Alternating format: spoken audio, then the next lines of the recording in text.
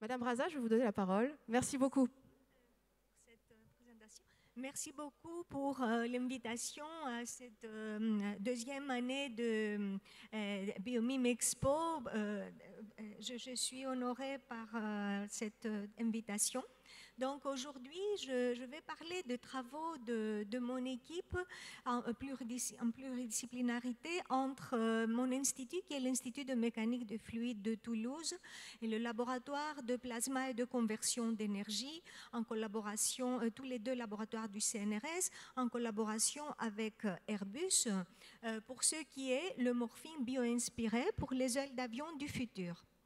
Alors, tout d'abord, le but de cet effort pluridisciplinaire, c'est d'améliorer les performances en vol, à savoir diminuer des instabilités critiques qui peuvent apparaître lors du vol de l'avion, des instabilités en vol de croisière dues au mouvement des ondes de choc, qui s'appelle instabilité de tremblement, des instabilités qui peuvent créer des couplages fluides élastiques comme le pont de Tacoma, qui peuvent donc casser l'aile d'avion, et des instabilités dues au rotor d'hélicoptère dû au fameux décrochage dynamique.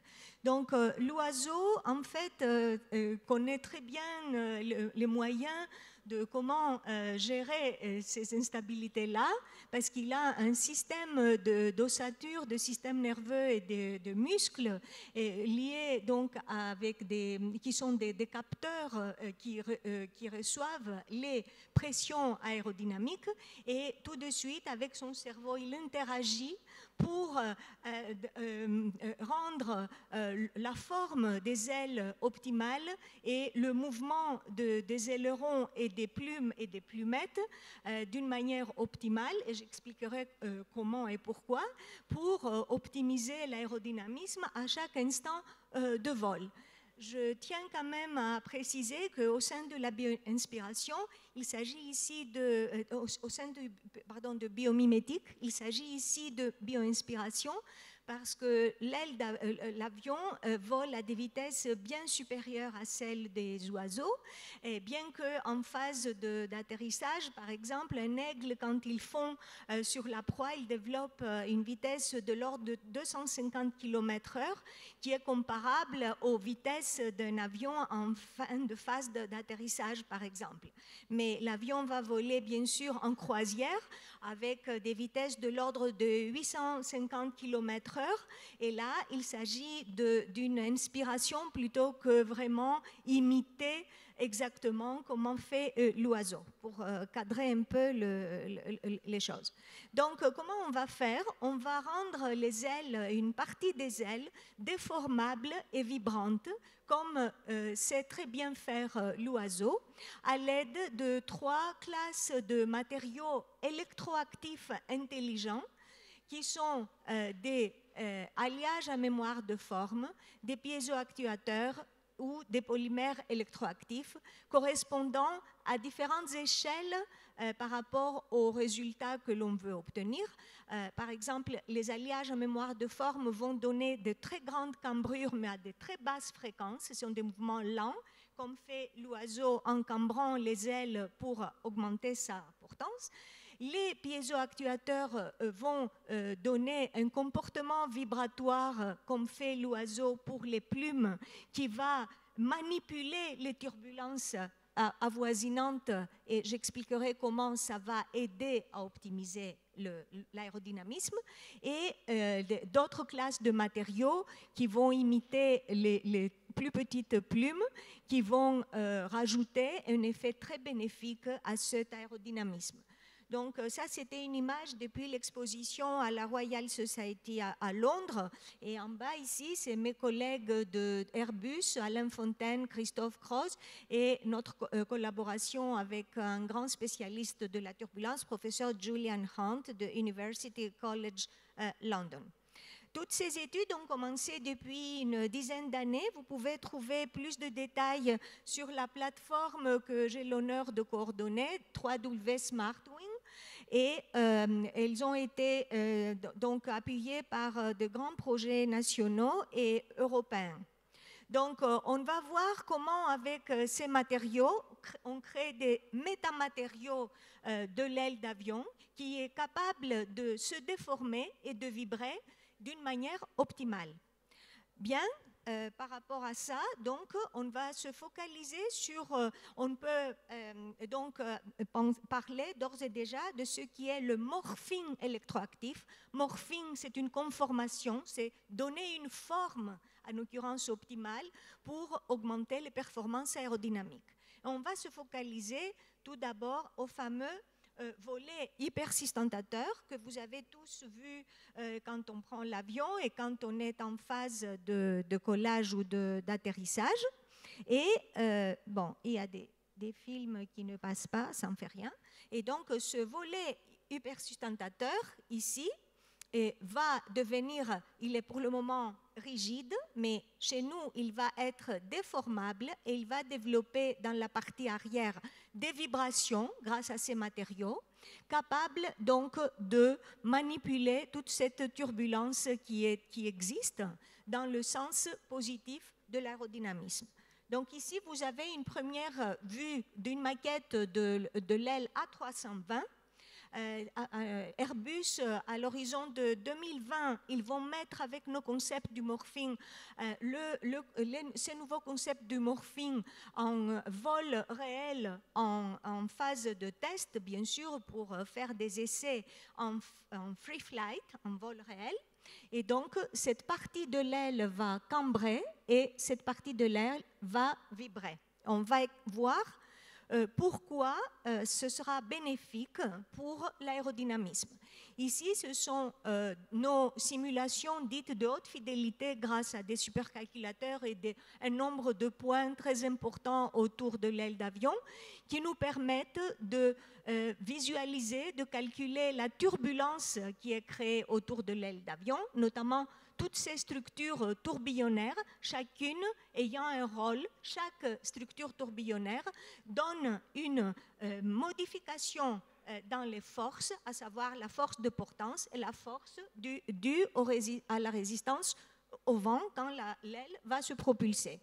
Et ici, c'est le fameux vol de croisière où, en plus de ce que peut faire l'oiseau, il y a des ondes de choc qui se développent dues à la compressibilité de l'air, parce que là, l'avion va aller beaucoup plus vite. Et ces ondes de choc sont sujettes à des instabilités de basse fréquence qui sont connues en aéronautique. Ce sont les instabilités de tremblement qu'il convient à supprimer, car ces instabilités du tremblement donnent de grandes fluctuations, donc des augmentations de la résistance au vent et donc de l'instabilité aussi de l'avion. Donc, on va voir comment on peut contrôler tout ça grâce au biomimétisme, ou plus précisément ici, la bio-inspiration. Donc, nous avons fait une série de maquettes depuis une dizaine d'années, en commençant d'abord par ce qu'on appelle une plaque de format 4 qui est instrumentée par ces matériaux Shape Memory Alloys, matériaux mémoire à alliage de forme, qui sont capables de donner. Quand donc je mêle de l'électricité ici à ce matériau qui est un alliage de titanium-nickélium, la structure cristalline, à cause de l'effet thermique Joule, va faire une orientation différente des cristaux au sein de ce matériau. Et au lieu de se dilater sous l'effet thermique produit par l'électricité, il va se rétracter. Donc, à l'aide de ça, je peux obtenir de grandes cambrures, comme fait l'oiseau, avec des basses fréquences. Vous avez tous observé les oiseaux, quand ils battent leurs ailes, c'est avec une basse fréquence. Après, on va étudier donc avec un autre type de matériaux qui sont des piézoactuateurs. Ce sont des microfibres de composites qui sont donc instrumentés par des fils électriques et qui sont capables, sous l'effet de l'électricité, de vibrer. Donc, on va instrumenter l'aile d'avion dans cette partie arrière avec ces matériaux-là qui, en même temps que la cambrure, vont activer des vibrations préalablement optimisées. Et à la fin, on va passer à une grande échelle. C'est le nouveau programme européen Smart Morphing and Sensing qui vient de commencer avec une dizaine de partenaires, où dans une des grandes souffleries de mon institut, on instrumente de cette manière-là une grande aile d'avion avec son volet hypersustentateur qui est déformable et vibrant. On va voir comment ça marche. Bon, ici, je passe un peu vite parce qu'aujourd'hui, j'ai un quart d'heure devant moi. Donc ça, c'est pour décrire les Shape Memory Alloys, les piézoactuateurs. Ici, c'est la maquette qui a été exposée à la Royal Society avec hybridisation des deux systèmes. Donc ici, c'est la grande cambrure et ici, ce sont les vibrations de plus haute fréquence. Et on va voir l'effet sur les turbulences ici, montrées ici. Donc, je vais pouvoir distinguer deux zones, des zones de gros tourbillons et des zones soumises à des effets de plus petits tourbillons, mais comme l'effet de papillon, les plus petits tourbillons ont un très grand effet, comme on va voir. Et ici, toutes ces turbulences donnent ces fameuses fluctuations aux forces aérodynamiques qui sont la portance ou la résistance au vent. Et quand je fais une analyse spectrale de ces signaux, j'ai des fréquences dominantes dues à ces tourbillons qu'il convient de manipuler afin d'atténuer le bruit, augmenter la portance, diminuer la traînée. Et l'oiseau fait ces trois choses simultanément. Quand la chouette fonde sur la proie, elle arrive avec ses mouvements savants de devenir complètement furtive. Donc, on fait une analyse par simulation numérique, par expérimentation. Ça, c'est dans les souffleries de mon institut avec des méthodes métrologiques très performantes qui nous permettent de mesurer les vitesses à tout point de l'écoulement. Ici, vous avez l'aile d'avion qui est à ce niveau-là et le vent vient de ce côté. Et ici, ce sont ces fameuses turbulences. Et là, j'active avec ces patchs vibratoires sous l'effet électroactif à diverses fréquences. Et j'ai optimisé la gamme de fréquences et je trouve qu'avec en agitant autour de 60 à 90 Hz par cycle par seconde, donc, je peux casser la cohérence de toute cette zone turbulente et je vais réussir aussi à amincir la zone du sillage. Je vais voir ça d'une manière plus claire en faisant une analyse modale. Je passe un peu les détails mathématiques. En gauche, c'est l'effet sans morphing et à droite, avec l'optimisation donc des vibrations, j'arrive à casser cette cohérence de tourbillons qui crée de la traînée et à rendre le sillage moins épais et donc les fréquences qui sont aussi associées à ces tourbillons vont complètement s'atténuer. Donc c'est exactement comment fait l'oiseau pour optimiser son vol. Ici, c'est pour dire que je peux manipuler donc grâce au morphing en injectant avec ces vibrations-là de la turbulence bénéfique dans ces zones-là, de la turbulence bénéfique qui va faire la chose suivante. Les tourbillons qui tournent en phase, ils vont se amplifier. Donc ça, c'est les bons tourbillons qui vont augmenter la portance.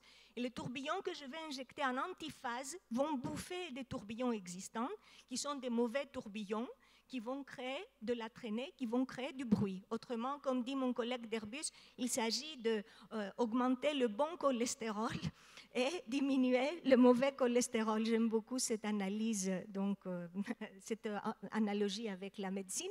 Et là, on obtient ce fameux rétrécissement du sillage qui va conduire à une diminution de la résistance au vent de l'ordre de 5 à 8%, ce qui est très appréciable pour l'économie du carburant, pour les ailes du futur. Et ici, c'est le même effet sur le prototype expérimental que nous avons mis en œuvre, où nous avons progressivement, avec différentes fréquences, la diminution de la largeur du sillage et la brisure de ces gros tourbillons qui va être bénéfique quant au rétrécissement du sillage. Maintenant, on va passer au cas qui va hybrider grande cambrure et vibration, exactement comme fait l'oiseau. Donc, on va passer à ce prototype. C'est encore le volet hypersustentateur du A320, morphé dans une de nos souffleries. Donc, vous voyez ici le mouvement en grande cambrure. Et ici, vous allez voir, je ne sais pas si c'est suffisamment visible, la vibration de plus haute fréquence que je viens d'expliquer. Je crois que je dois terminer assez vite, 2-3 minutes. Donc ici, c'est pour visualiser l'effet sur les turbulences existantes. Je vais donc manipuler avec cette action ces zones cisaillées parce que j'ai une grande différence de vitesse, qui vont donc donner la modification des forces aérodynamiques, et je vais obtenir le rétrécissement du sillage, ici présent, visualisé ici d'une manière plus grand public sur la largeur par rapport au cas non morphé. J'ai donc une diminution importante et j'ai une modification de cette zone turbulente qui vient dans la partie inférieure de l'aile. Bon, ça c'est pour illustrer un peu l'effet de tourbillon. Ici, c'est pour mesurer le gain sur les forces. J'ai un gain important sur la portance en faisant ce morphing hybride qu'on appelle chez nous par rapport à des morphings non hybrides. Et j'ai ici visualisé les gains du morphine hybride sur le A320. Et avec ça, je conclus.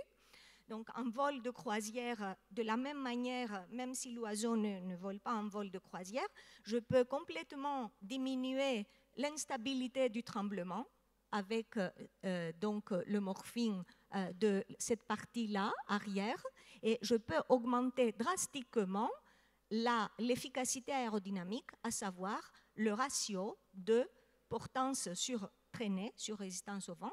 Et ici, j'ai illustré l'effet des tourbillons bénéfiques que je vais donc mettre par réinjection de turbulence avec ce morphine pour manipuler toute cette zone-là comme fait l'oiseau. Bon, je passe un peu en détail, c'est des coûts peu faible par rapport à des MEMS, à des manipulations mécaniques. Et on va avec cette technique vers l'avion tout électrique qui va avoir des parties morphées sous l'effet électrique. Et là, on ne fait toujours pas encore aussi bien, mais on espère, comme ces grands oiseaux, où il y a le alula qui, en plus, il a ses volets sur la partie avant, c'est le bord d'attaque qui va conditionner donc l'impact de l'air sur les ailes. Et aussi, il faut penser aussi à morpher les sharklets ou winglets de la même manière. Donc, on a du travail à faire. Voire aussi aller vers la surface de l'aile de l'oiseau est truffée de plumes et de duvet. On va aller vers une peau qui imite par ailleurs la peau de requin pour aller vers l'hydrodynamique aussi, qui va considérablement diminuer la traînée. Voilà, j'ai terminé.